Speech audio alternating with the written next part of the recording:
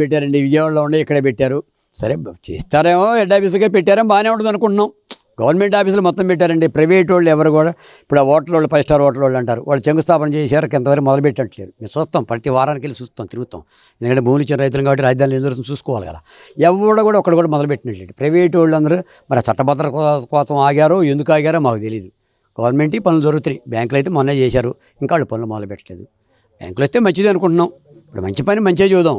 ఇప్పుడు మంచి పని బాబు గారు వచ్చిన కానీ మంచి పనులు అన్నీ మొదలు పెట్టారు, కానీ మిగతా వాళ్ళు సహకరించాలిగా.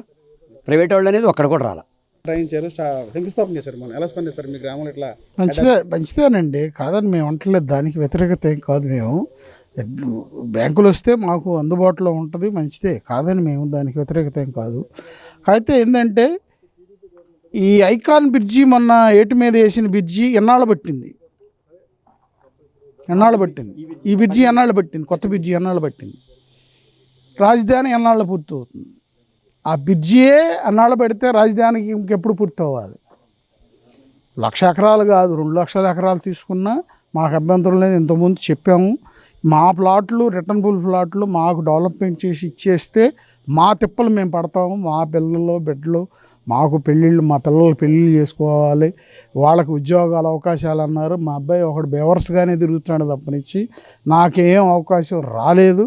నాకున్న ఎకరమైనా కూడా సంతృప్తిగా బతుకుతున్నాను.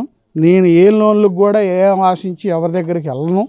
నేనే అమ్ముకొని కొద్దిగా గొప్ప అని చంద్రబాబు నాయుడు వల్ల బాబు గారి వల్ల కొంచెం బాగుపడ్డాము, దానికి మేము కాదంటలేదు. ఇదేంటంటే మాకు రిటర్న్ ఫుల్ ప్లాట్లు ఇస్తే ఇంకా సంతోషం. అంటే ఇక్కడ వచ్చే కంపెనీల్లో కానీ ఇక్కడ ఎవరైతే భూములు ఇచ్చారు రైతులు, వాళ్ళ పిల్లలను కూడా ఉద్యోగ అవకాశాలు, ఉపాధి కల్పిస్తున్నారు. ఆ దశగా ప్రభుత్వం ఏర్పాటు చేస్తుందా?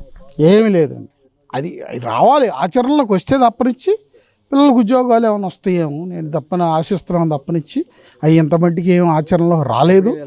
కంపెనీలు వస్తే